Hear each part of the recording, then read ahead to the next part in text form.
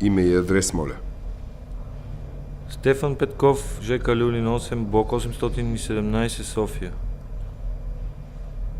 Какво работите, Стефан? Безработен съм. От кога сте безработен? От около 6-8 месеца. Добре, Стефане. Ще ви задам няколко въпроса.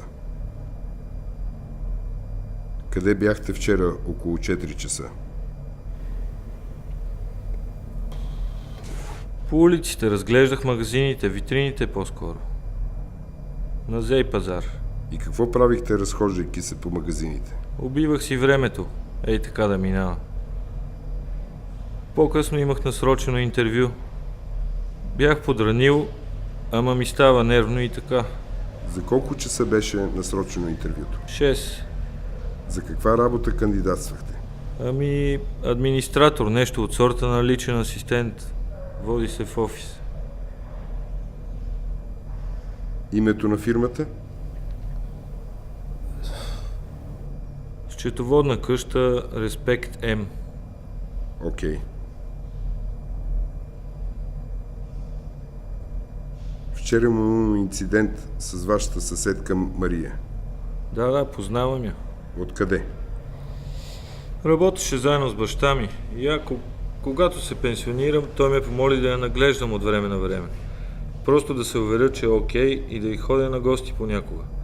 Започнах да се отбивам от тях от време на време и да върша някоя и друга дребна работа по апартамента. И тя ми заема някои дреболии за вкъщи и обратното.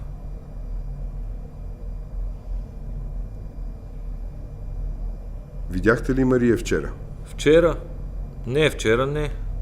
Сигурен ли сте? Да, вчера не. Излязох за интервюто. Предния ден се видях с нея. Какво се случи тогава? Исках да си изгладя ризата за интервюто и отидах да ми вземе ютията си. Тя ми я даде и аз си тръгнах. Изгладих си ризата и отидах на интервюто. Върнахте ли ютията? Не съм. Тя е още в апартамента ми. Редовно ли взимате вещи от Мария без да ги връщате?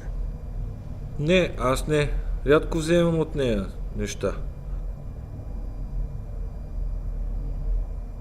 От време на време вземам ютията или дъската за гладене, или мляко, или такива работи, сещате се.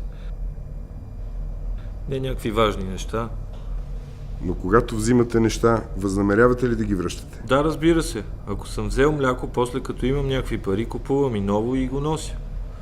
И с ютията е така, взимам и връщам. Но просто тогава бързах. Въпреки факта, че всъщност сте имали време за убиване, така ли? Добре де, просто исках да стигна на време и да не закъснея. Добре, Стефане. Сега живеете заедно със свой приятел, така ли? Как се казва? Митко. Димитър Стефанов. Окей. Видяхте ли се с съквартиранта си Митко вчера? Рядко го виждам сутрин. Най-често си лежи в леглото и не прави нищо. Окей. Какви са ви отношенията? Ами излизаме понякога заедно, на побира или каквото дойде, а понякога просто разпускаме в апартамента заедно. Той си намира от време на време работа в района. Понякога си е вкъщи, понякога спи, понякога работи. Видяхте ли се вчера след обяд? Не го видях след обеда. Аз излязах доста рано от нас. В колко се прибрахте вкъщи? Интервюто ми приключи към 7 без 15. Значи съм се прибрал някъде към 7:15. Знаете ли нещо за липсващите пари от апартамента на Мария?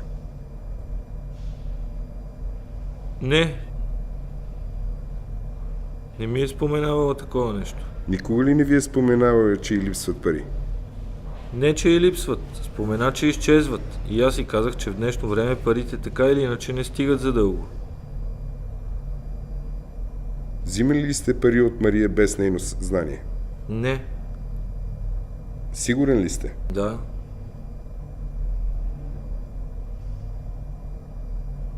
– Тази бележка погледнете я добре и ми кажете, виждали ли сте тази бележка преди, Стефане?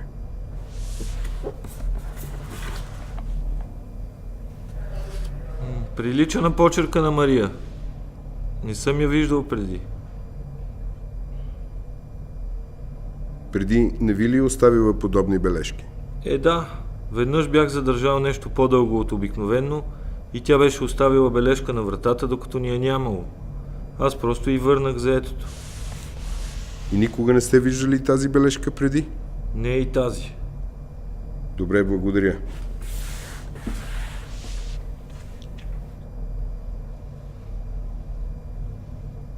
Трябва да ви кажа, че Мария била нападната вчера физически. Имате ли идея кой би могъл да направи подобно нещо? Не познавам никой, който би сторил такова нещо. В апартамента? Тя? Да, в апартамента. Не може да бъде. Никой няма ключове и обикновено тя много внимава на кого отваря вратата. И сте абсолютно убеден, че нямате нищо общо с това и не знаете нищо за факта, така ли? Не съм бил там. Не си бях вкъщи вчера след обяд. Много ви благодаря за съдействието, Стефане. Пак ще се потърсим. Благодаря.